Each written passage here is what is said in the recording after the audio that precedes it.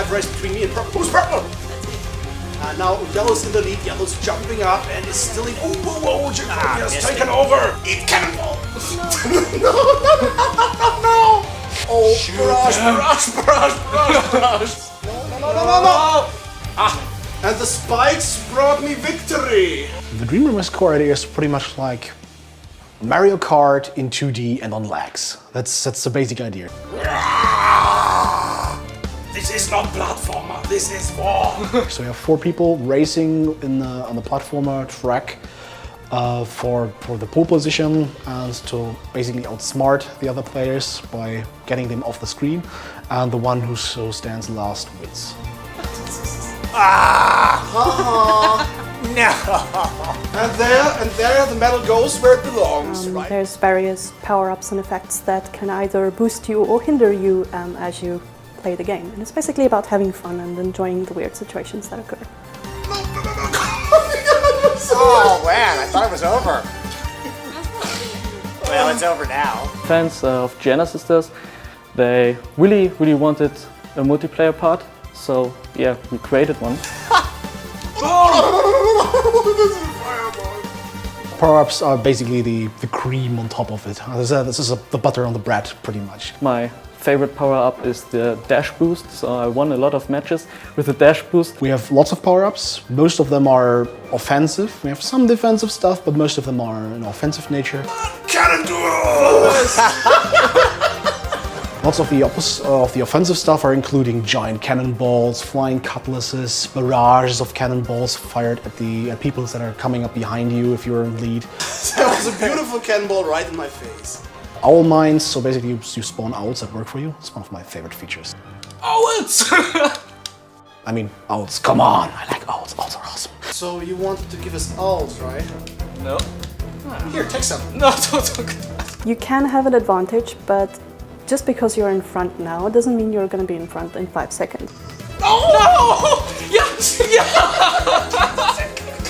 So you usually have to keep on top of your game and keep an eye out on what your competitors have and what they're going to do, so you can kind of predict on what they're going to play, and so you can prepare for it. So for instance, if you know they've got a stunning attacks, staying close to them is probably a bad idea. Yeah! No! Hit him! Oh, from the moment I saw you got me. On the game session we just had, I think the most difficult players is basically any designer for a level. So if they're there, you know you're in for trouble. Didn't you know I feast on the tears of players? I think since I build the levels, I basically know the little tricks in those levels pretty much. I set them up so that players can figure out them by themselves and draw advantages from that. I think probably very good players really will outsmart me, because there might be even situations I wasn't thinking about it. But of course, if you play against me for the first time, I probably have an advantage, except I let you win. I did it! I did it! Jacoby did it too. I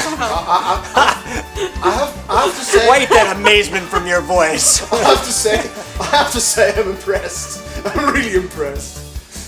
This is probably one of the most difficult passages in the whole game. 2 weeks ago we had a little tournament, so just in the company, and yeah, so I was in the finals against the QA, so the tester.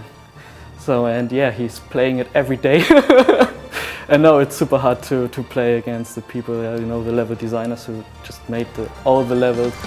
Victory was mine. All right, so we have to avoid Schmitty levels on the next one. Yeah. For me, I think the most memorable moment in the play session we just had was when we spawned somewhere in the world after the round ended. And most of us got confused over which direction was the forward direction in the level, and so we all dashed into the wrong direction. I hope he doesn't know. Yeah, wrong. The part where we had the wrong direction. And only one guy went up the right path, and well, he won, obviously. We all went the wrong way. It was the best part. There was this little head-to-head race between me and Nicholas in the end, and by a small miscalculation on my part, during the last 3 seconds that we're playing down, he really got just a nose length ahead of me, which was pretty cool. Falling, the speed of falling will beat me to the No, I I missed it. I used my favorite power-up, the dash boost, and just dashed 200 meters up, and yeah, I terminated all the others. Oh no, oh no. Shoot! No! Yes. All right.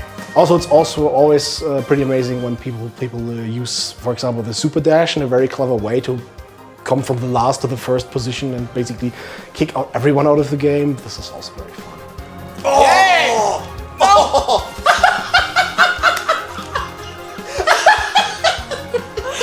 That was pretty good. Come on! Even like slamming him repeatedly under the water couldn't kill him. That was just terrible. The game does look pretty nice. I really do like the work our art team did on dressing the levels and stuff like this. So there's always something you discover. It's like, oh, I didn't know they had that there. It's really this competitive feeling of outsmarting and outplaying other players with your skills, and it can actually lead to some really fun situations. It's a cool thing that you can play it local, of course, and online, but meet your friends, turn it on, play and have fun. No! Oh, I'm so stupid. I know! Come on! Yes! Yes! Yes! Oh. You can hate your friends for a short time, and yeah, that's just super fun. No!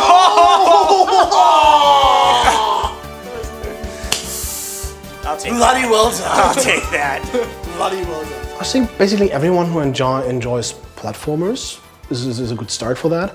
People that like to compete with each other, of course, and people who are really like the flair of those games like Micro Machines, Mario Kart, speedrunners, for example, is a good example. People who enjoy those games will probably enjoy ours as well. Oh! Oh, you did get him. Yes! Yes!